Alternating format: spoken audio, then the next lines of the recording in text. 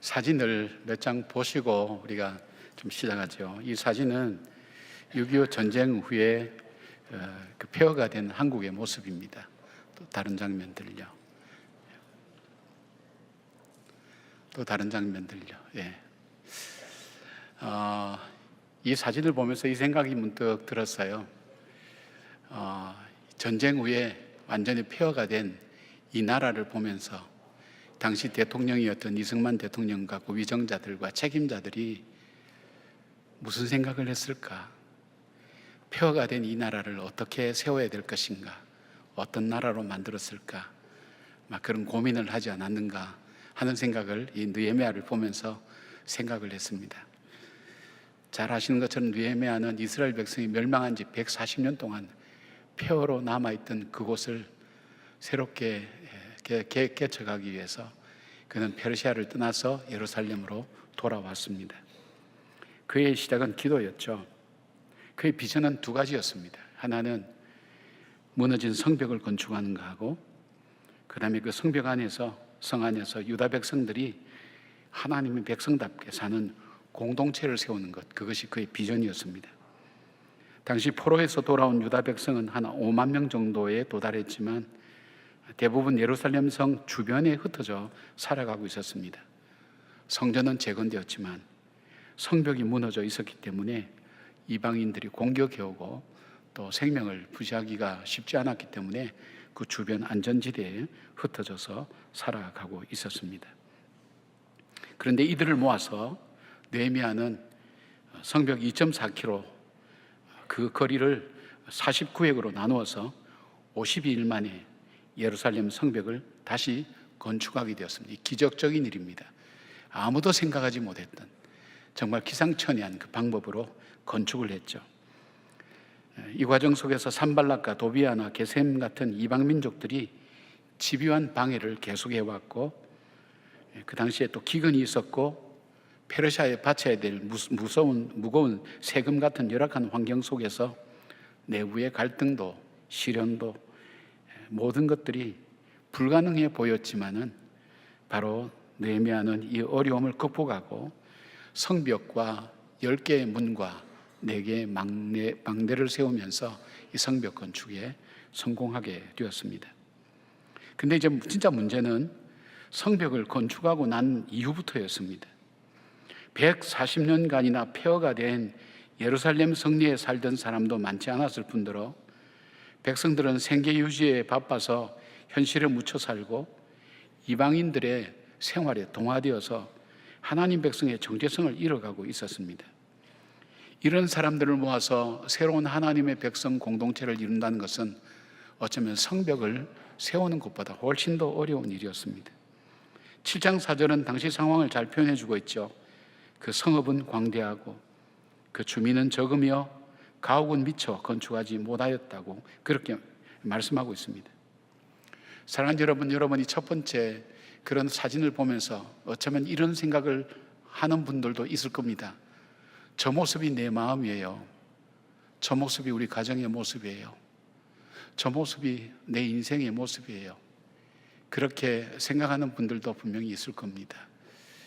우리는 인생을 살면서 우리의 삶이 무너지는 것을 많이 경험합니다. 잃어버린 것도 많습니다. 다시 회복하고 싶은 마음이 있지만 어떻게 할 수 있을까? 뭐부터 시작할까? 그런 것 때문에 어려움이 불행이 되고 불행이 또 어려움이 되어서 계속적인 어려움이 가중되는 우리의 삶입니다. 근데 성경을 보면 나보다도 더 내가 회복되기를 원하시고 가정이 회복되기를 원하시는 분이 바로 하나님이십니다. 이스라엘 성이, 예루살렘 성이 건축되기를 원했던 하나님, 바로 그 느헤미야에게 이 성이 건축되도록 무엇을 준비해 두셨을까요? 이 성벽을 건축할 수 있도록 무엇을 준비해 두셨고, 그리고 하나님의 새로운 공동체가 세워질 수 있도록 하나님이 준비해 두신 게 뭘까요? 우리를 회복시키시는 하나님의 은혜를, 하나님의 방법을 우리가 다시 살펴보면서 오늘 저와 여러분의 삶 속에 무너진 곳을 다시 회복하고 다시금 하나님의 백성의 정체성을 가지고 살아가는 회복의 역사가 있기를 주님의 이름으로 축복합니다. 첫 번째로 하나님은 느헤미야에게 적들을 남겨두셨습니다. 느헤미야가 성벽을 52일 만에 건축한 것은 기적이었습니다. 이 준공을 보면서 적들과 대적들이 바라보면서 이것은 하나님께서 하지 않으면 할 수 없는 일이라는 것을 그들이 스스로 인정할 수밖에 없었어요. 기적이라고는 이야기하기는 너무 약하다고, 하나님이 살아계시는구나, 하나님이 하시는구나. 그래서 그들이 절망하고 크게 두려워했다고 했습니다. 어려움도 많았기에 성벽 건축의 완공은 느헤미야의 완벽한 승리라고 그렇게 볼 수 있습니다. 그런데 여기에서 끝나지 않습니다. 바로 앞장 마지막 부분 6장 15절에서 19절까지 보면 새로운 공동체를 세우는 일을 시작하기도 전에 다 사라진 줄 알았던 적들이 그대로 남아 있었습니다. 가장 대표적으로 괴롭혔던 이방인 산발랏은 유다 자손의 사이가 되었고, 산발랏의 아들은 유다인 아내를 맞이해서 혼인관계와 이해관계로 유다 귀족들과 내통하고 있었던 것입니다. 이것이 개인의 문제만이 아니라 유다에서 이방인들과 동맹한 유다 귀족들이 참 많이 있었습니다. 이들은 느헤미야 앞에 와서 산발랏을 칭찬합니다.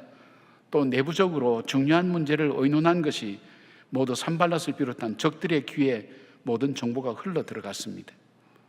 예루살렘 성이 하나님의 거룩한 성이 되기 위해는 성벽 쌓기보다 더 심각한 문제를 안고 있었습니다.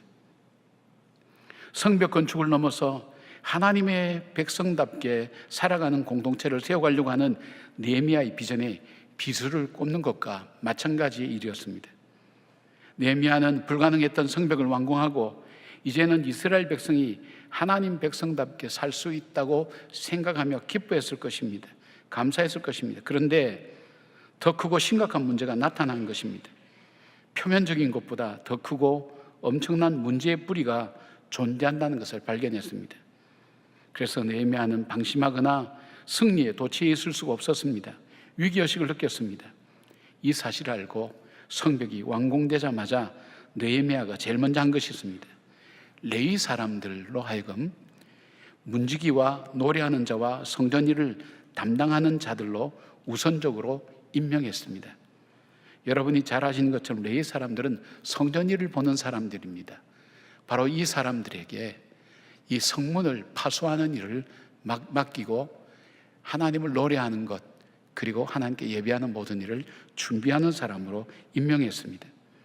느헤미야 11장 1절 보니까 예루살렘 성은 거룩한 성이라고 했습니다. 구별된 성입니다. 따라서 예루살렘 성은 세속적인 의미에서 세상의 성이 아니라 하나님의 도성이라고 믿었습니다. 하나님의 백성이 거하는 거룩한 성입니다. 그래서 성전 일을 담당하는 레위 사람들에게 예루살렘 성의 출입과 파수를 책임지는 문지기를 맡긴 것입니다. 그리고 노래하는 사람을 임명했습니다. 노래하는 사람을 임명한 것은 하나님이 누구신 것과 하나님이 행하신 일을 드러내고 높이는 그런 일을 하기 위해서 이 사람들을 임명했습니다. 그리고 예배하는 모든 일이 우선순위가 되도록 레인을 임명한 것입니다. 이것을 통해서 이 느헤미야가 이야기하고 싶은 것이 뭘까요? 하나님의 백성들이 하나님을 예배하고 하나님을 의지하는 것이야말로 자신들이 온전한 회복을 위해서 가장 먼저 해야 될 것임을 그렇게 선포하는 것과 마찬가지입니다. 여러분, 하나님께서는 우리에게 온전한 회복을 원하시죠. 그러기 위해서는 우리의 신앙이 방심하지 않고 나태하지 않도록 두려워할 일들을 남겨두시는 분이라는 것을 기억하시기 바랍니다. 우리가 살아갈 때에 예상하지 못한 일들이 일어날 때 우리는 어떻게 합니까? 우리는 우왕좌왕하며 더 절망하죠. 하나님, 완전한 승리인데요. 하나님, 지금까지 고생한 것만도 충분한데요. 하나님, 그런데 더 큰 어려움이 내 삶 속에 하나님 남겨두셨습니까? 왜 이런 일들이 나에게 일어납니까? 그런 생각하는 분들이 있을 것입니다. 하나님이 하신 것입니다. 왜일까요? 하나님은 우리가 이 일로 인해서 신앙이 방심하지 않고 나태해지지 않도록 어려운 일을, 두려워할 일들을 남겨두신 것입니다. 여러분, 이런 일을 만날 때 느헤미야처럼 우리의 삶에 중요한, 우리가 해야 될 가장 우선순위에 우리가 해야 될 일이 있다면 영적 문지기를 세우는 일입니다. 내 삶을 하나님의 자녀답게 살지 못하게 만드는 나의 시간 사용이나 물질 사용이나 인간관계나 언어와 습관 등을 통제할 영적 문지기를 세우는 일입니다. 하나님의 말씀을 따라서 내 삶을 살피고 영적으로 문지기를 세우는 일이죠. 다윗은 인생의 위기가 닥쳤을 때에 그는 이렇게 기도합니다. 여호와여, 내 입에 파수꾼을 세우시고 내 입술의 문을 지키소서라고 간구합니다. 욥은 고난이 시작될 때에도 입술로 범죄치 않았다고 말씀합니다. 우리의 일상 속에서 이렇게 자신의 영적 상태를 점검하고 적들이 나를 넘어뜨리지 못하도록 방어하는 것이 중요합니다. 그 다음에 할 일이 뭡니까? 하나님을 노래하는 것입니다. 노래하는 사람을 임명했듯이 하나님을 노래하는 것입니다. 찬양하는 것입니다. 찬양이라는 것은 뭐냐면 하나님이 어떤 분인가를 드러내는 것입니다. 그리고 하나님이 행하신 일을 인정하고 높이는 것입니다. 여러분, 찬양하고 하나님을 드러낼 때에 예배가 회복됩니다. 그리고 우리의 정체성을 깨닫게 됩니다. 우리가 하나님의 자녀요, 하나님의 구별된 백성임을 고백하게 됩니다. 그리고 예배하는 것이 우리 삶의 최고의 우선순위가 우선순위가 되도록 만드는 것입니다. 이것은 우리가 하나님을 떠나서는 살 수 없다는 것을 고백하며 전적으로 하나님만을 의지하게 만드는 것입니다. 이처럼 하나님께서는 기적까지 성벽 건축을 했지만 더 큰 어려움을 남겨두신 이유는 교만하지 않고 하나님만을 전적으로 의지하고 하나님의 인도함을 따르는 일이 하나님의 백성으로 살아가기를 주님은 원하셨기 때문입니다. 교만이라고 이야기를 할 때 교만이 뭐냐 하는 것은 보통 잘난 체 하는 것, 그걸 교만이라고 그렇게 얘기할 수 있지만 어떤 분 얘기를 들어보니까 참 더 재밌는 그 정의를 내리고 있어요. 교만이라는 것은 이 일이 내 손에 달려있고 내가 책임지고 내가 감당해야 된다고 생각하는 것 자체가 교만이라는 것입니다. 왜 그럴까요?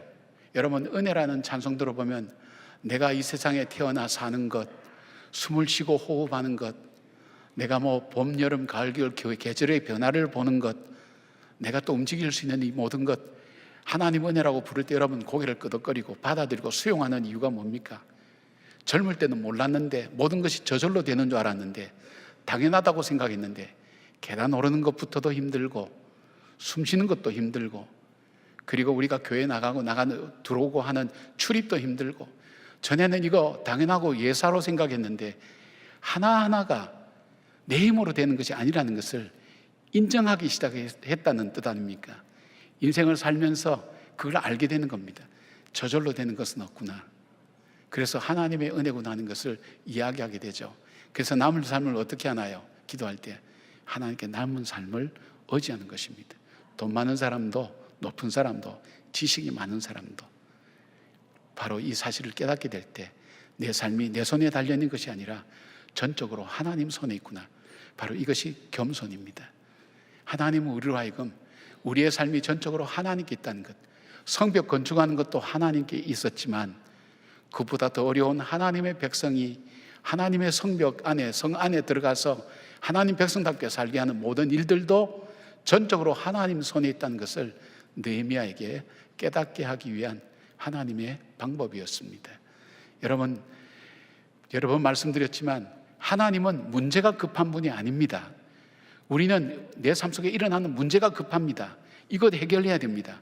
그러나 하나님에게는 그 급한 것 아닙니다. 하나님에게 정말 급한 것은 우리 자신입니다.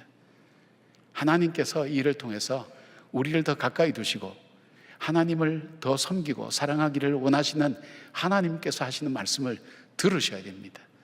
그래서 전적으로 이것은 내가 내 힘으로 할 수 있다고 생각할 때 그때 실패하는 겁니다. 그래서 어려움을 남겨두신 것입니다. 이스라엘 백성이 무서운 여리고는 능히 물리쳤습니다. 그러나 조그만 아이성을 점령할 때 그들은 패배했습니다. 많은 숫자가 죽었습니다. 왜 이들을 패배하게 만들었을까요? 큰 성 여리고를 무너뜨렸으니까 이 성은 우리 힘으로 할 수 있겠다고 그들은 자만했습니다. 하나님 말씀대로 따르지 않았습니다. 그들은 처참하게 당하고 패배했습니다. 그리고 나서 여호수아가 깨닫죠. 그 백성들이 작은 일 하나까지도 하나님께서 허락지 아니하시면 이루어질 수 없다는 것, 하나님의 은혜로 이루어진다는 것, 그것을 믿고 하나님을 의지하면서 그래서 여호수아는 가나안 땅을 정복할 수 있었습니다. 정복의 중간중간마다 하나님의 종 모세가 지시한 대로 다 준행하였더라, 다 순종하였더라는 말씀이 중간중간 나오는 이유는 내 힘이 아니라 하나님의 힘으로 살아간다는 것을 알았기 때문입니다. 사랑하는 여러분, 우리가 여러 가지 일들이 있을 겁니다. 개인의 건강 문제도 있을 거고요, 또 가족 안에 자녀들 문제도 있을 거고, 부부 문제도 있을 거고, 사업의 문제도 있을 거고, 다 모든 것이 다양한 일들이 있을 겁니다.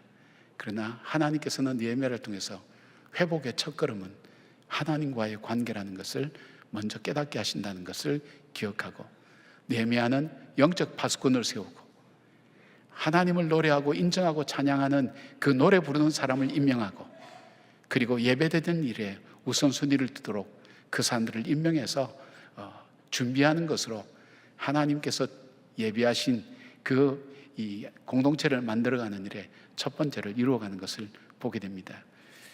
어려운 일 만나셨습니까? 하나님께서 여러분에게 하시고 싶은 말씀이 있는 겁니다. 힘든 일 만났습니까? 전적으로 하나님만을 의지하도록 겸손하게 우리를 만드시는 하나님의 방법인 것을 기억하시고 낙심하지 않고 하나님께 전적으로 의지하고 맡기는 저와 여러분의 삶이 되기를 주님 이름으로 축복합니다.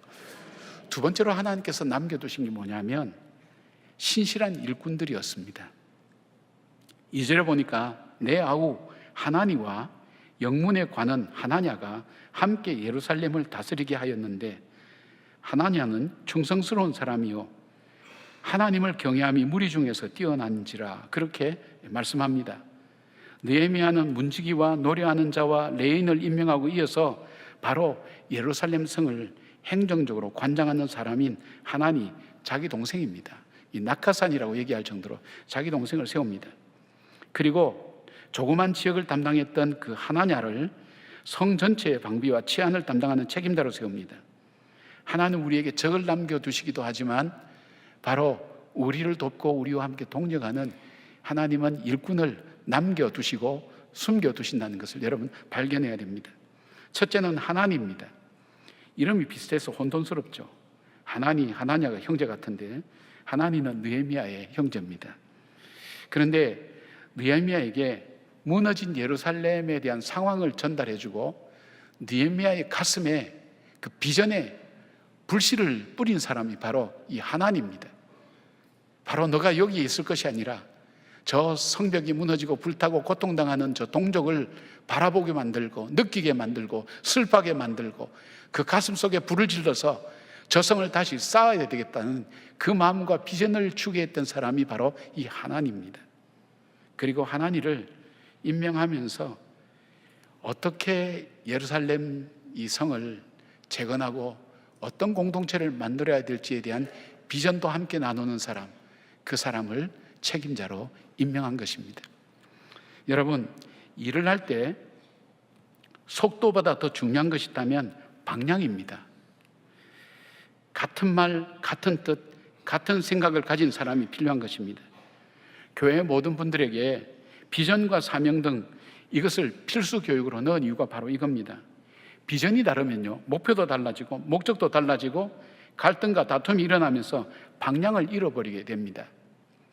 수많은 사람들이 우리 교회에 모여 있는데 이분들이 비전이 다르면 하나님께서 우리에게 교회를 허락해 주셨고 섬기도록 해 주셨는데 우리 교회는 어떤 방향으로 간다, 무엇이 우리 교회는 핵심 가치다 하는 것에 대한 우리가 함께 그 마음이 모아지지 않으면 각자 보기에 좋은 대로 교회는 이래야 된다 저래야 된다 하면서 나누어지고 싸우게 되면서 결국 사역을 못하게 되는 거예요.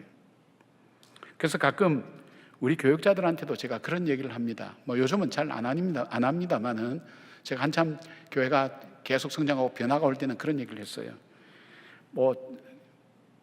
목사님들하고 해서 다 열심히 하고 그런 것만 아니거든요. 가끔가다 안 그런 분들도 있거든요. 그럼 그렇게 고민합니다. 비전이 다르면 비전을 맞추어서 사역을 하든지, 그렇지 않으면 당신 비전에 맞는 교회로 찾아 나가라. 하나님께서 우리를 불러주셨는데 얼마나 소중하냐. 당신도 하나님께서 좋은 달란트를 주셔서 그렇게 사역을 하도록 했는데 여기서 나하고는 안 맞다고 생각하면서 있는 것 자체가 시간 낭비요, 당신에게 엄청난 손실이다. 당신만 문제가 있는 것이 아니라 이 교회의 성도들도 문제를 우리가 갖게 되고 동력자들 간에 연합하는데도 어려움을 준다.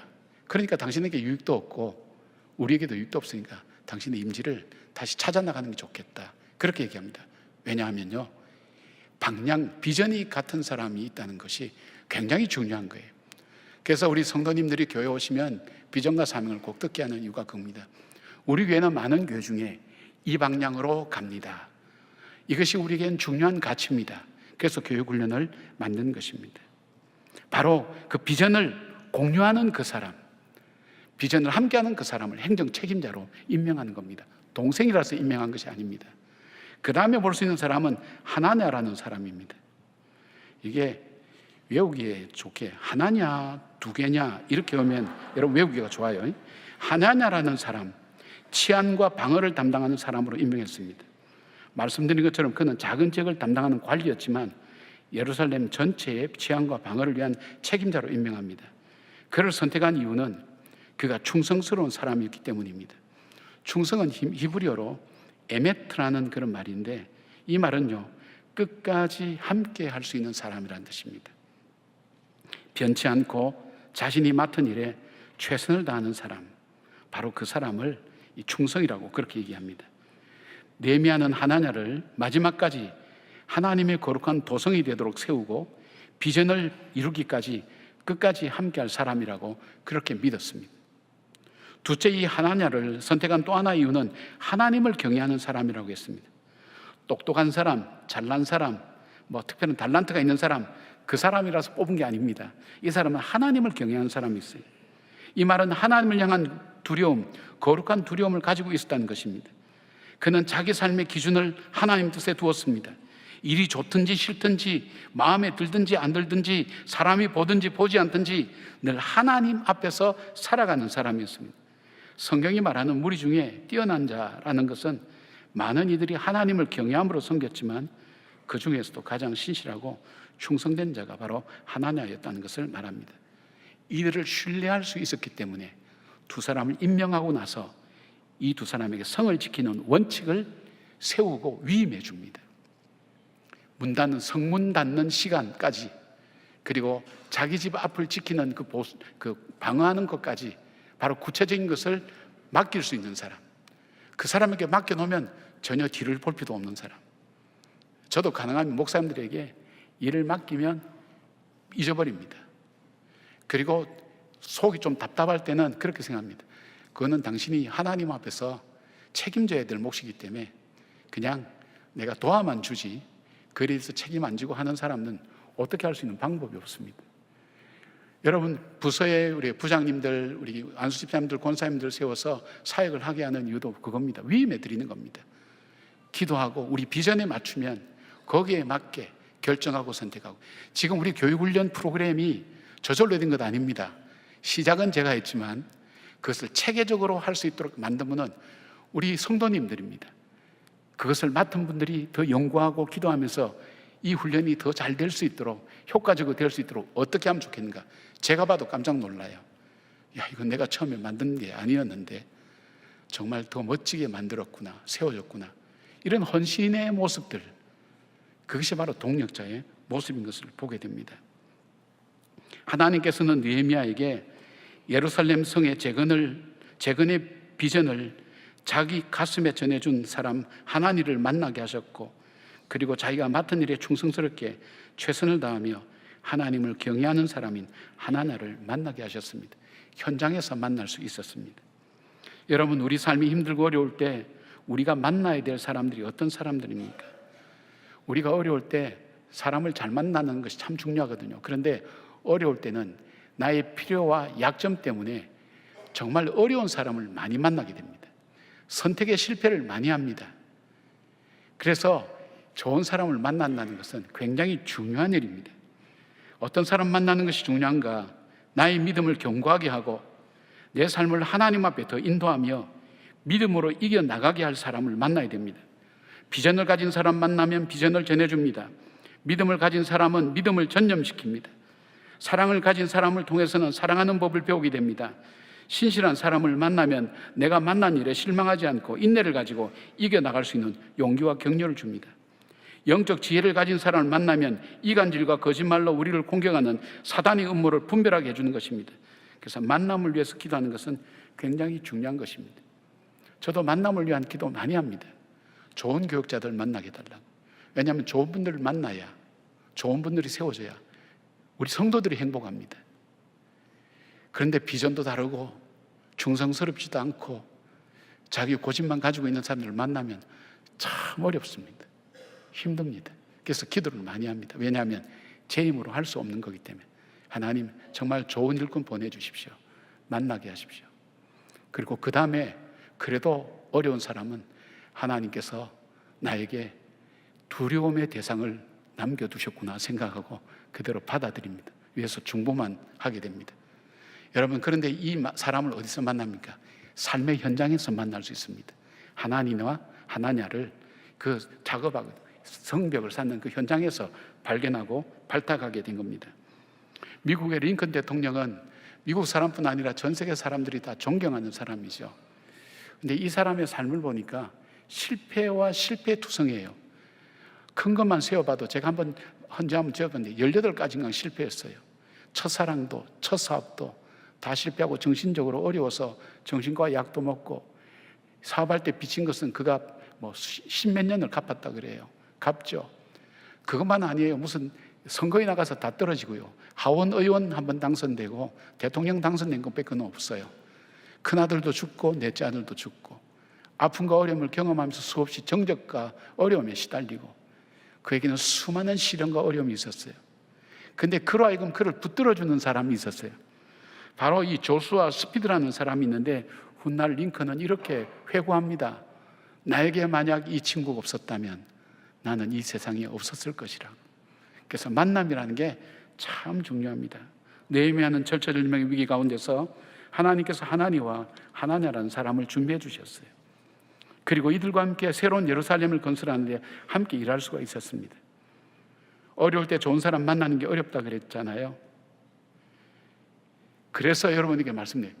그래도 내 믿음을 견고하게 하고 내가 인내를 갖게 하고 내 어려움을 나에게 정말 의미를 갖도록 해석해 줄 수 있는 그런 사람을 만날 수 있는 곳은 그래도 교회가 가장 확률이 높습니다. 그래서 그냥 예배만 드리고 그냥 왔다 갔다 하시면 이 혜택을 받을 수가 없어요. 마을에 소속되고 목장에 소속되어서 하다 보면 그 현장에서 하나님께서 붙여주시는 사람을 만날 수가 있어요. 그래서 등록하시고 마을과 목장에 소속되라고 말씀드립니다. 그리고 힘들고 어려울 때 어떻게 될지 알지 못할 때는 바나바 훈련이나 중보기도 훈련이나 여러 교육 훈련에 헌신해 보라고 말씀드립니다. 제가 목회하면서 경험한 것, 저는 뭐 상담을 공부했기 때문에 사람에 대한 것을 많이 연구하는 편인데요. 관찰하고 이렇게 보면서 할 때 보는 것은 정말 어려운 사람들, 힘들었던 사람들, 그 사람들이 그 어려움을 잘 극복하고 영적으로 성장하고 교회 일꾼되는 과정을 가만히 보면 사람을 잘 만난 거예요. 그리고 이 영적 훈련을 통해서 이 여기에서 만난 그 사람과 함께 기도의 동력자가 되고 또 사역의 동력자가 되면서 그러면서 그 어려움을 이겨낼 수 있는 힘과 능력을 얻는 거예요. 여러분, 배를 타고 갈 때 여기저기 암초가 있으면 그거 다 피해가야 되잖아요. 그런데 물이 많아져서 그 암초 위에 물이 풍성하게 많아지면 그 위에 배가 평탄하게 갈 수 있는 거예요. 이 뭐예요, 여러분? 은혜가 내 안에 가득할 때 문제가 안 된다는 겁니다. 은혜가 가득할 때는 암초 같은 것이 밑에는 이렇게 있어도 마음의 상처도 있고 속상한 것도 있고 실패한 것도 있고 그냥 빼쭉빼쭉한 것도 있어도 은혜가 풍성하면 물이 올라가서 자연스럽게 가게 되는 거예요. 이것을 나눌 수 있는 사람이 바로 동력자입니다. 사랑하는 여러분, 여러분들도 조금만 생각을 해보시면 그 생각 들 거예요. 내가 어려웠던 삶을 어떻게 이겨왔는가 쭉 돌아보시면 사람마다 다 개개인 경험이 다르겠지만 대체적으로 영적으로 회복되기 시작했을 때 여러분이 이길 수 있었어요. 그 영적으로 회복된다는 것은 동력했던 사람들, 하나님 만나게 하신 사람들, 붙여준 사람들, 하나님이 들려주신 말씀들, 그 말씀들이 중요한 계기가 되었다는 것을 여러분 금방 발견할 수가 있습니다. 여러분 좋은 분들 만나시길 바랍니다. 하나님께서 남겨두신 그 사람을 만나길 바랍니다. 이를 위해서 어떻게 할까요? 기도하셔야 됩니다. 느헤미야처럼 기도하셔야 됩니다. 하나님, 내가 이 비전을 갖고 있습니다. 이것을 이루어갈 수 있는 하나님 만나게 하시는 사람들 어디서 찾으라고요? 도박판에서 찾을까요? 어디서 찾나요? 술집에서 찾나요? 아니요. 여러분이 공동체 안에서, 믿음의 공동체 안에서 살아갈 때 하나님께서 내가 내 자신을 바꾸고 내 삶을 바꾸고 습관을 바꿀 중요한 동력자를 만나게 하셔서 이를 감당케 하신다는 것 기억하시고, 은혜로 채워지는 그런 하나님의 역사를 체험하는 여러분들 되시기를 주의 이름으로 축복합니다. 세 번째로, 하나님께서 느헤미야에게 새로운 공동체를 세우기 위해서 남겨두신 것이 뭐냐 하면 믿음의 후손들을 남겨두셨습니다. 느헤미야의 고민이 뭐냐면 4절 말씀 현실적인 문제를 잘 요약하고 있습니다.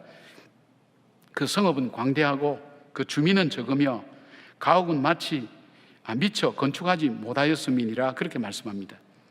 도시가 제대로 세워지기 위해서 가장 중요한 것은 사람입니다. 인구 문제죠. 도시가 클수록 더 많은 사람이 필요하고 이들이 살아갈 집과 일터, 다양한 기반 시설을 갖춰야 됩니다. 그러나 그 당시에 예루살렘에는 많은 사람이 살 수 있는 인프라가 구축이 안 돼 있었습니다. 그리고 이런 곳에서 기꺼이 살겠다는 사람을 찾는 것부터가 어려웠습니다. 게다가 예루살렘은 하나님의 도성이라고 믿었기 때문에 사람들이 여기에 살고 싶다고 해서 아무나 이 성 안에 살도록 할 수는 없었던 것입니다. 이곳에 사는 사람은 하나님의 백성의 정체성과 거룩성을 가진 사람들이며 하나님의 통치함을 받는 하나님 백성의 공동체를 이루어야 하는 사람들이어야 합니다. 그래서 느헤미야는 하나님 앞에 기도했습니다. 5절 보니까 내 하나님이 내 마음을 감동하사 귀족들과 민장들과 백성을 모아 그 계보대로 등록하게 하심으로 내가 처음으로 돌아온 자의 계보를 얻었는데, 그렇게 되어 있어요. 내 하나님이 내 마음에 감동하사라는 표현은 하나님께서 내 마음에 지혜와 깨달음을 부어주셨다, 그런 뜻입니다. 그래서 바벨론에서 처음 돌아온 자의 계보를 얻고 그에게 기록된 것을 보았습니다. 저는 이 생각을 해봤어요. 느헤미야가 이 예루살렘 성을 잘 세워야 되겠다, 어떻게 세워야 되겠는가 하는 계획을 갖고 있다면 그가 봐야 될, 벤치마킹을 해야 될 것은 잘 되어 있는 도시를 봐야 됩니다. 고대 근동 지방에서 가장 발전하고 문화가 발전하고 시설이 잘 되어 있는 페르시아의 대표적인 도시를 모델로 삼아서 그 모델을 가지고 이 예루살렘을 세워야 되겠다 했던 이 느헤미야가 94년 된 오래된 문서, 옛날 사람 이름만 적어놓은, 우리가 지금 보기도 골치 아픈 사람들, 그것을 보고 미래를 건설하고 있다는 거예요. 계획하고 있다는 거예요. 이해가 됩니까? 이해가 안 되죠? 새로 모델을 봐야죠. 발전하는 것, 성장하는 것 봐야 되는데 그것 보지 않고 94년 된 오래된 문서에 그 사람들의 이름을, 그 집안을 보고 있습니다. 주전 538년에 작성된 그런 명부를 들여다보고 있어요. 왜 그럴까요? 느헤미야는 예루살렘 성에 아무나 들어가서 살 수 없다고 생각했습니다. 당시에는 이스라엘이 이방인과 결혼하고 먹고 사는 문제로 정체성이 약해져 있었고 반복된 실패로 인해서 하나님의 언약과 비전에 대한 확신도 희미해져 있었습니다. 그래서 예루살렘에 거할 사람은 역사와 신앙의 연속성을 가지고 하나님의 백성이라는 정체성을 회복할 사명이 있는 사람이 들어가서 살아야 됩니다. 이를 위해서 그 족보를 통해서 바벨론 포로 귀환 자들과 그의 자손을 확인한 것입니다. 왜 그럴까요? 에스라 2장에 나오는 바벨론 포로가 되었다가 페르시아에 의해서 해방될 때 하나님의 성, 거룩한 성 예루살렘을 재건하겠다고 나온 사람들의 명단입니다. 이들은요, 자신들이 페르시아에서 닦은 삶의 기반을 다 버려두었어요. 이곳에 오면 표라는 것도 알고 있었어요. 자기가 익숙해진 삶, 그 다 버려두고 이곳에 와서 하나님의 거룩한 성, 하나님 기뻐하시는 공동체를 세우겠다고 그들은 모든 것 버려두고 떠나온 사람들의 명단이에요. 한 5만 명 가까이 되죠. 6절에서 7절까지 보면 포로에서 돌아온 자들의 대표자 명단이 나오고요, 8절에서 60절까지는 총 18개 가문과 21개 지역의 출신들, 다양한 직분자들, 그리고 50개의 족속들, 그 명단이 나옵니다. 61절부터 65절까지는 족보가 불확실한 자들로 자신의 가문을 증명하지 못해서 성전 봉사에서 제외시킨 자들의 명단입니다. 62절부터 72절은 노비와 가축, 그리고 그들이 바친 재물이 기록되어 있습니다. 하나님께서 느헤미야에게 이 족보를 보게 하시고 새로운 예루살렘을 세워나가는데 이들을 사용하신 이유가 뭘까요? 우리 하나님에 대해서 알 수 있는 기회가 돼요. 하나님은 세월이 흘러도 지나가도 우리 한 사람 한 사람, 한 가문, 하나님을 향한 헌신과 수고한 사람을 결코 잊지 않고 기억하시고 그 후손을 축복하셔서 하나님의 거룩한 사역에 사용하신다는 것입니다. 94년 전의 족보인데 오랜 세월 동안 잊혀졌다고 생각했는데 하나님이 잊지 않고 기억하시고 바로 다시금 느헤미야로 하여금 보게 하고 새로운 공동체를 세우는데 이들과 이들의 후손을 사용하고 있다는 것을 보게 됩니다. 마찬가지입니다.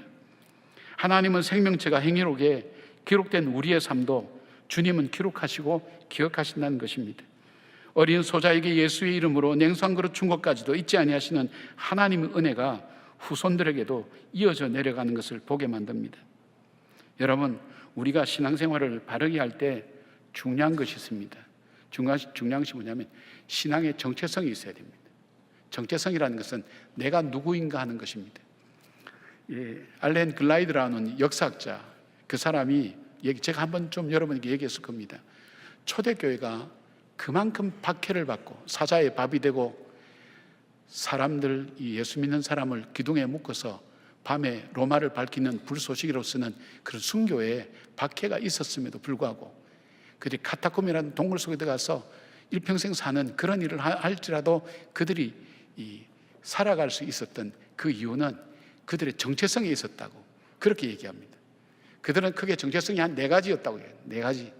자기는 누군가 할 때 우리는 첫째 그리스도인이다. 그러니까 그리스도를 닮은 사람, 그리스도를 따라가는 사람, 그리스도와 같이 사는 사람, 그리스도를 위해서 사는 사람, 이게 그리스도인이에요. 나는 그리스도인이다. 이걸 갖고 있었어요. 두 번째, 우리는 기도하는 사람이다.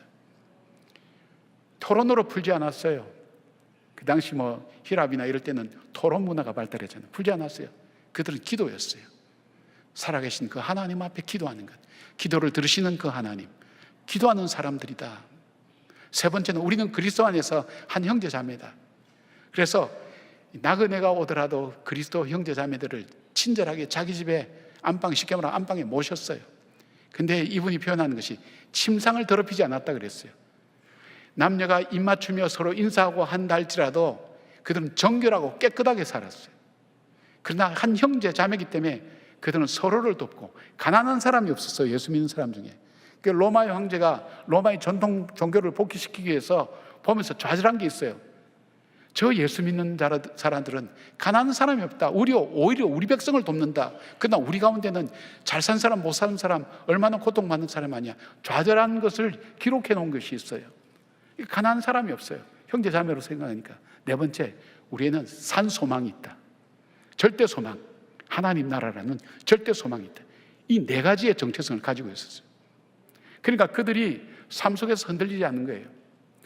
이런 정체성을 가지고 그 성에 사는데 성이 무너지면 이거 지키기가 힘들어요. 그러면 우리의 성벽을 쌓아야 돼요. 어떤 성벽을 쌓습니까? 물질 사용, 시간 사용, 언어, 습관을 가지고 이 정체성을 증명할 수 있는, 정체성을 나타낼 수 있는 삶을 살아야 되는 거예요. 바로 그들처럼 그렇게 살아요. 그러니까 그 당시 로마 사람들이 생각할 때, 야, 예수 믿는 사람들은 뭔가 매력이 있어. 우리가 갖고 있지 않는 것을 갖고 있어. 저들은 우리가 꼭 필요한 것을 갖고 있어. 그러면서 교회 안으로 들어오기 시작한 거예요. 요즘은 무슨 얘기가 유행합니까? 예수 믿는 것들이나 안 믿는 것들이나 똑같다는 얘기가 많이 들려진 이유가 뭘까요? 정체성도 무너져 있지만 그 정체성을 지킬 성벽이 무너져 있는 거예요. 성벽이 무너졌어요. 시간 사용도 세상 사람들하고 똑같아요. 지난주에 말씀드린 것처럼 여러분 지금 이 시간에 예배드리고 있다는 것 자체가 시간과 헌금했다는 것, 물질 사용을 적어도 세상 사람들과는 다르게 살고 있다는 거예요. 근데 이것이 여기서만 그치가 아니라 내 일상생활 속에서 이것이 그대로 성벽이 쌓아져야 되는 거예요. 다시 회복해야 되는 거예요. 여러분 자신 속에 내가 예수 믿는 사람답게 살아야지, 예수 믿는 사람이 이렇게 살면 될까? 이런 삶을 가지고 살아야 되는 것을 보게 됩니다. 여러분, 앞으로는 신앙생활을 하기가 신앙의 자유가 주어진다, 그렇게 생각하기가 어려운 시간들이 오리라고 생각됩니다. 지금 상태로만 계속 올라간다면 그런 시간이 반드시 온다고 저는 생각합니다. 어쩌면 예수 믿는 자가 소수가 되고 박해를 받을 수도 있다는 바로 그 시간이 옵니다.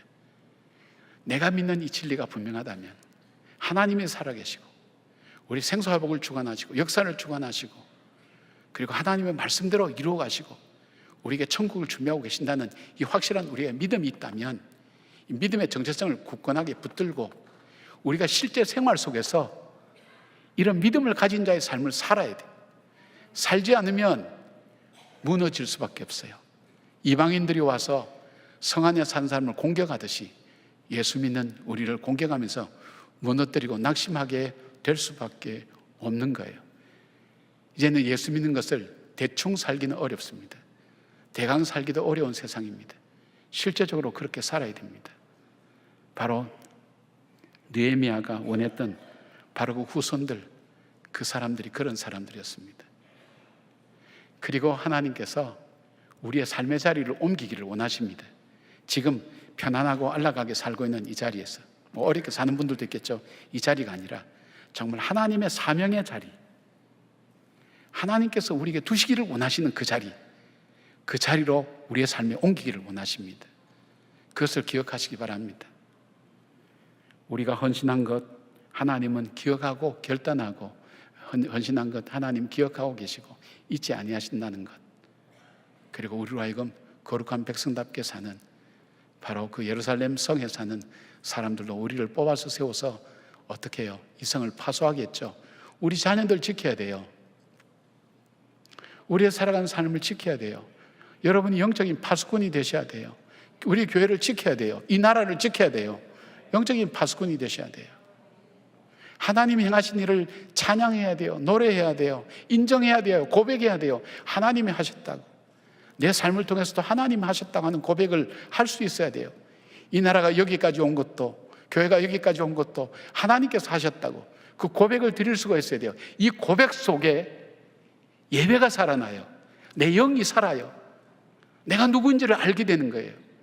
그리고 하나님의 생명력이 내 안에서 살아나는 것을 봅니다. 그리고 그들이 선조로 인해서 받은 축복이라면 오늘 우리가 살아가는 우리의 삶은 우리가 그 믿음의 선조가 되어야 우리의 후손들이 복을 받습니다. 그 선조의 수고와 노력, 그들의 예씀을 잊지 않은 하나님께서 오늘 우리의 수고와 노력도 잊지 아니하신 하나님이라는 것 기억하시기를 바랍니다. 하나님께서 새로운 공동체를 세우기를 원하시는 느헤미야에게 남겨준 것, 참 뜬금없이 어려운 일을, 더 큰 어려움을 남겨두셨죠. 그걸 통해서 하나님만 전적으로 의지하도록 하나님 하셨고, 그 가운데도 하나님은 동력자를 주셨고, 그리고 하나님께서 믿음의 후손들을 주셔서 그 사역을 감당할 수 있도록 허락하신 것처럼 하나님의 공급하심이 여러분 속에 늘 넘치기를 주님 이름으로 축복합니다. 우리가 본당을 중축할 때 기억이 있어요. 여러분에게 한두 번 말씀드렸습니다만은 지금 저 5층, 6층 비전센터 올리면서도 옛날 그 생각을 참 많이 해요. 하나님께서 이 본당을 이렇게 우리가 본당 짓고 뒤에 건물 짓고 앞에 건물 짓고 그렇게 했거든요. 한꺼번에 이게 다 이루어졌어요. 이루어질 때 본당은 지금 보고 있는 본당의 내용이 뼈대만 있지 모습은 많이 바뀌었어요. 본당 틀은 유지하고요. 엘리베이터 통도 바꾸고, 그 다음에 화장실도 들어오는 입구에 있었어요. 뒤로 다 빼돌리고 필요한 어떤 저 장소나 예배 그걸 다 디자인해서 다 만들었어요. 만들면서 그때 하나님께 주신 부담감이 기도하라고, 그래서 시작한 것이 70일 새벽 기도였어요. 다 부셔놨어요. 계단도 그냥 올라다니는 좋은 계단이 아니에요. 대충 콘크리트 해가지고 그 위에 천 같은 걸 깔아서 그렇게 왔다 갔다 했어요. 화장실 제대로 없었어요. 근데 70일 새벽 기도 할 때 난방 시설도 없었는데 이 기가 막힌 일이에요. 하나님의 그 부르심이 강렬해서 교인들한테 이렇게 선포를 했죠. 그리고 우리 교인들 보고 70일 새벽기도 끝난 다음에 왜 교회에 나오시게 됐습니까? 물어봤더니 목사가 불쌍했다는 거예요. 저 무모한 짓을 하는 거 보면 너무 안 됐다. 일주일만이라도 나가주자 그랬는데 그때 쓴 전략이 있었어요. 뭐냐면 제가 먼저 겪었던 선배 목사님한테 여쭤봤어요. 그러니까 아이들을 축복해 주라고. 아이들을 축복해 주라고. 그래서 그 아이들이 개근하면 그때 아이들한테 자전거를 선물로 줬어요. MP3를 줬어요. 그 당시는 굉장히 큰 거예요, 애들한테는. 그러니까 그때는 학부모들이 굉장히 저를 비난했어요. 아이들 이용해서 우리를 붙잡아 두려고 한다고. 욕 많이 먹었어요. 근데 우리는 우리 의지로 한 40일은 버티더라고요. 그다음부터 못 버텨요. 아이고, 이제 다 끝났다. 못 하겠다는데 애들이 포기를 안 해요. 애들이 먼저 일어나요. 씻고 앉아서 엄마 가자고. 애들에게 끌려서 나머지 기간을 채웠어요. 자기들도 인정했어요. 그 70을 새벽 기도를 했는데 얼마나 스스로 대견스러워요. 그때 교인의 한 60%가 70%가 그쯤 됐을 거예요. 한 70% 가까이 매일 그렇게 출석했어요. 저 멀리 시흥에서 온 분들도 있었어요. 빠지지 않고 인천 다양하게 왔어요. 새벽마다. 그리고 한 2,000명 가까이 되는 인원이 참석하면서 그 다음에 개근도 교인의 한 반 이상이 개근했을 거예요. 불가능한 일. 마지막 날 얼마나 감격입니까, 여러분? 얼마나 대단합니까? 와, we did it. 우리가 해냈다. 와, 딱 이렇게 하고 내려가는데 우리 청년 하나가 계단에서 굴러 떨어져서 두개골이 깨지고 제가 가서 봤을 때는 가망이 없었어요. 살지도 못하겠구나. 살아도 후유증이 심하겠구나. 축제의 분위기가 갑자기 싸늘해졌어요. 근심이 더 많이 우리에게 남았어요. 전에는 70일 새벽기도 때문에 했지만 그 일을 경험하고 그 현장을 본 사람들은 진심으로 그 아이를 위해서, 교회를 위해서 기도하기 시작했어요. 우리의 기도가 다시 시작됐어요. 정말 회복되지 않을 것 같은 그 아이가 회복되어서 지금 결혼해서 잘 살고 있어요. 그것만 아니에요, 여러분. 하나님이 오르신 거예요. 그걸 통해서 우리 성도들이 기도의 응답을 참 많이 받으셨어요. 그리고 하나님께서 여기까지 오게 하셨어요. 우리 교회가 여러분 중간에 건축원금 하시라고 그런 얘기한 적 한 번도 없잖아요. 경상비를 잘 아껴서 우리 장로님들하고 우리 집사님들이 우리 이 파이낸스 매니지먼트를 너무너무 잘해 주셨어요. 오늘 기도하신 우리 장로님은 회계 맡으셔서 고생 많이 하셨어요. 그걸 잘해서 우리 경상비를 아껴서 빚을 다 갚았어요. 10여 년 거쳐서 다 갚고 난 다음에 그 소식을 저는 발리에서 들었거든요. 날아갈 것 같았어요. 그러면서 70일 새벽 기도에 대한 생각으로 탁 들어가게 되는 거예요. 하나님께서 하셨구나. 하나님께서 오르셨구나. 참 정말 축제의 날 참을 끼얹는 하나님. 아쉽고 참 야속하죠. 요즘은 아이들도 말 안 들으면 막 때리다가도 막 이러다가도 한마디 딱 한대요. 좀 이렇게 한대요. 아주 하나님 앞에 좀 이렇게 말하고 싶은 거예요. 하나님 오르세요. 여러분 어려운 일 만나고 있습니까? 낙심하지 말기를 바랍니다. 하나님이 하신 겁니다. 우리에게 말씀하시는 것이 있다는 거예요. 그래서 우리로 하여금 영적인 파수꾼을 먼저 세우시고 하나님 하신 일 고백하고 인정하며 감사하시고 예배가 우선되는 삶을 우선적으로 시작하시고 하나님께서 남겨주신 동력자를 찾으셔서 함께 영향을 주고받으시고 그리고 하나님께서 우리에게 남겨주신 전혀 쓸모없다고 생각되는 바로 하나님께 주신 귀한 자원이 있어요. 하나님 그것을 발견하게 하세요. 그것을 주세요. 그래서 여러분 온전히 회복되는 하나님의 회복하심을 체험하는 여러분과 우리 교회와 한국교회와 한국이 되기를 주님의 이름으로 기도하면서 축복합니다. 아멘. 기도하겠습니다. 표 속에 있던 이 나라, 그 모습을 보면서 지도자들은 무슨 생각을 했을까요?